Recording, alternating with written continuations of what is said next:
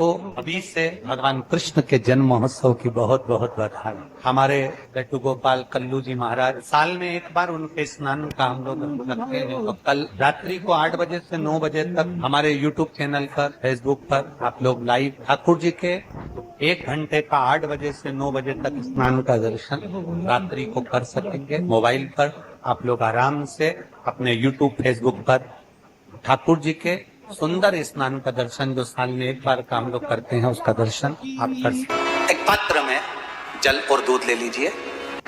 तो कहोगे गुरुजी ये कथा कहाँ से निकाल के लाए हो? तो विष्णु पुराण में से आप उसको स्मरण कर सकते हो। काय में से? विष्णु पुराण में से। एक पात्र में देसी गाय का दूध, जल उसमें रखकर, और आपके यहाँ अगर लड्डू गोपाल हो, यदि आपके घर में ठाकुर जी हो, लड्डू गोपाल हो, विष्णु जी का कोई स्वरूप हो, श्री हरि का कोई स्वरूप हो, तो उस पर आप संध्या के समय पर दुर्वा डालकर, उस दुर्वा से अगर लक्ष्मी जी के नामों का 108 बार उच्चारण कर कर, घी का दिया लगाकर, कैसर के चावल साथ में रखकर केवल उस जल का और दूध का मात्र छींटा देते हो, तो उसके घर में कभी लक्ष्मी की कमी नहीं आ सकती, संपदा बढ़ती चली जाती है। 108 बार लक्ष्मी के नाम का मात्र उच्चारण कर लेने पर, भगवान विष्णु के चरणारविंद पर, भगवान विष्णु के चरणों पर केवल उस दुर्वा का, जल का, दूध का सिंचन कर देने से भी लक्ष्मी की वृद्धि होती है।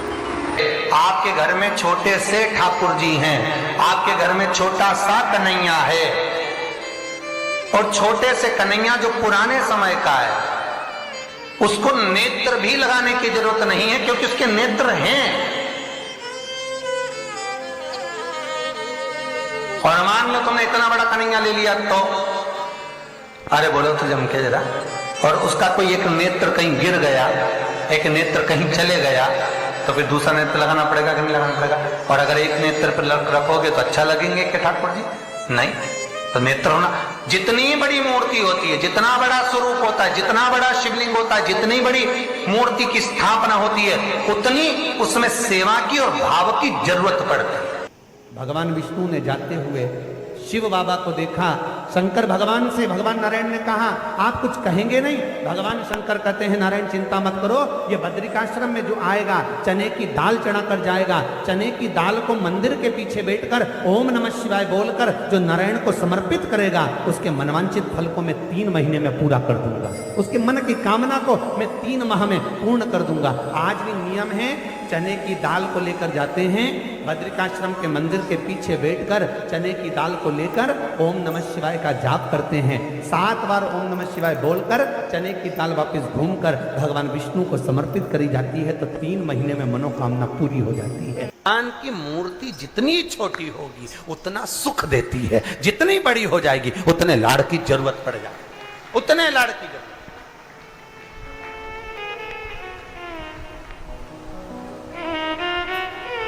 जितनी छोटी। अब आप कहोगे गुरुजी तुम इतनी बड़ी बड़ी बातें करते हो, तुम्हारे ठाकुर जी भी तो देखो कितने बड़े हैं। आपको मालूम होगा कि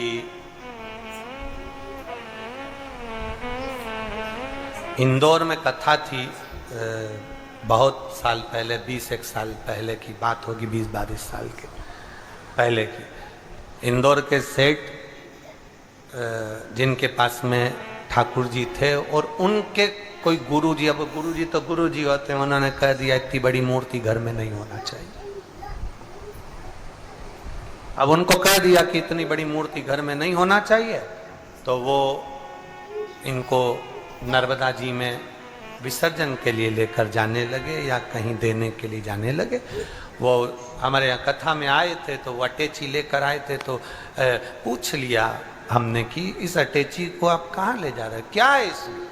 उन्होंने कहा इसमें लड्डू गोपाल हैं ठाकुर जी। हमने कहा कहाँ ले जा रहे हैं? हमारे गुरुजी ने कहा इतनी बड़ी मूर्ति घर में रहती है ना, तो तकलीफ होती, इसलिए हम इनको नदी में, नर्मदा जी में छोड़ने के लिए या आश्रम पर किसी के यहाँ देने के लिए जा रहे हैं। तो हमने कह दिया लाडला है, कहाँ इसको नर्मदा के जल में आप छोड़ोगे, हमको दे दो, हमारे साथ कथा में चलता रहे, आनंद से श्रवण करता रहे, भक्ति करता रहे। और क्या लाडला है वो, उसका नाम हमने कल्लू रखा,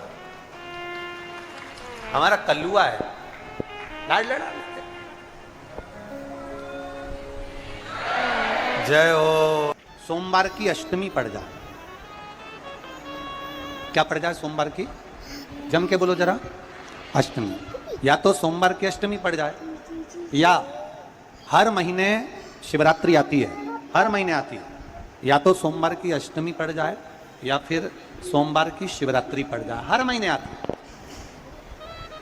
प्रयास करना कहीं से देसी गाय का दूध मिल जाए, थोड़ा सा दूध देसी गाय का मिल जाए, थोड़ा सा देसी गाय का थोड़ा सा दूध अगर प्राप्त हो जाए, बेलपत्री के पत्ते से दूध कटोरी में लेकर, मात्र बेलपत्री के पत्रे से एक एक बूंद अगर दूध, आप एक बूंद अगर ज्यादा ना मिला हो, एक चम्मच भी अगर आपको दूध देसी गाय का मिल गया हो, और सोमवार की अष्टमी पड़ जाए या सोमवार की, जम के बोलो, शिवरात्रि पड़ जाए, उसमें केवल अगर देसी गाय का दूध मिल जाए, जर्सी गाय का नहीं हो, देसी गाय का अगर दूध मिल जाए, बेलपत्री के पत्ते से, तुम्हारे घर के अंदर अगर शिवलिंग है या मंदिर में शिवलिंग है या तुम्हारे नजदीक में कोई शिवलिंग है, उस पर बूंद बूंद, एक एक बूंद अगर शिवलिंग पर दूध समर्पित कर रहे हो, श्री शिवाय नमस्तुभ्यम, नमः शिवाय, या षडाक्षर मंत्र ओम नमः शिवाय, या 33 अक्षर का मंत्र महामृत्युंजय मंत्र, इसका स्मरण कर कर शिव जी पर देसी गाय का दूध समर्पित कर कर इस बेलपत्री को अशोक सुंदरी वाली जगह पर अगर आप समर्पित कर देते हैं, फिर आप जिस भी चीज के लिए अप्लाई करें, मेरा देवती देव महादेव आपका हाथ पकड़कर खींचकर आगे बढ़ा ही दे।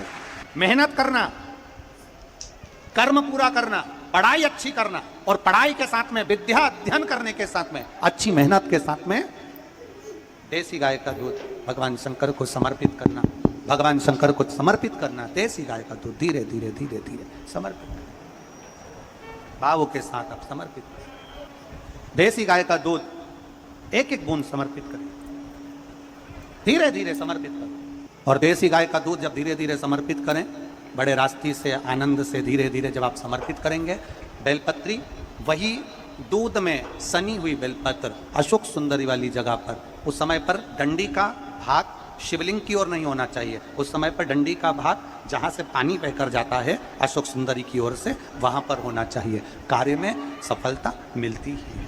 शिव तत्व को धारण करें। सोमवार की अष्टमी का मतलब आपको इंदौर की कथा में बताया था, जिस दिन शंकर और पार्वती के मिलन का दिवस हुआ, और केवल एक माता पार्वती के अकेले मिलन का नहीं, 64 योगनियां तक भगवान शंकर से मिलने के लिए आती है। पीला चंदन लगा लेना। कितना लगाना है? बीच वाला जो पत्ता है उस पर पीला चंदन। जब आपको लगे कि मेरा जीवन बहुत कष्टमय है, अब ये रोग, अब ये कष्ट दूर ही नहीं हो रहा, अब ये आए दिन तकलीफ पर तकलीफ बढ़ती जा रही है, आए दिन रोग, बीमारी, पैसा घर में बच नहीं रहा, बहुत कष्टमय जीवन है, इसमें लगाओ पीला चंदन बेलपत्री की बीज पत्ती पर। महाराज, और बीज पत्ती पर जब चंदन लग जाए, लगने के बाद में ये दोनों पत्ती पर लाल चंदन लगा लीजिए। इन दोनों पत्ती के बीच में जो डंडी का भाग होता है, आपको कहा था, आपको स्मरण में होगा शायद, हमने जब बेलपत्री की महत्वता बताई थी तो उस बेलपत्री की महत्वता में कहा था ब्रह्मा विष्णु महेश ये 3 हैं, बोला था। बीच में ये बड़ी पत्ती से लेकर जो 2 पत्तियां होती हैं, इनके बीच में जो जगह बचती है, इसमें मां पार्वती के 64 योगनियां, मां पार्वती अपनी पूर्ण सिद्धि के साथ में जितनी भी देवी के स्वरूप हैं, वो माता 64 योगनियां देवी के स्वरूप में यहां पर विराजमान होती हैं। 2 पत्ती के नीचे से जो डंडी होती है नीचे तक, ये पूरी डंडी में 33 कोटि देवी देवताओं विराजमान होते हैं इस पूरी डंडी के अंदर।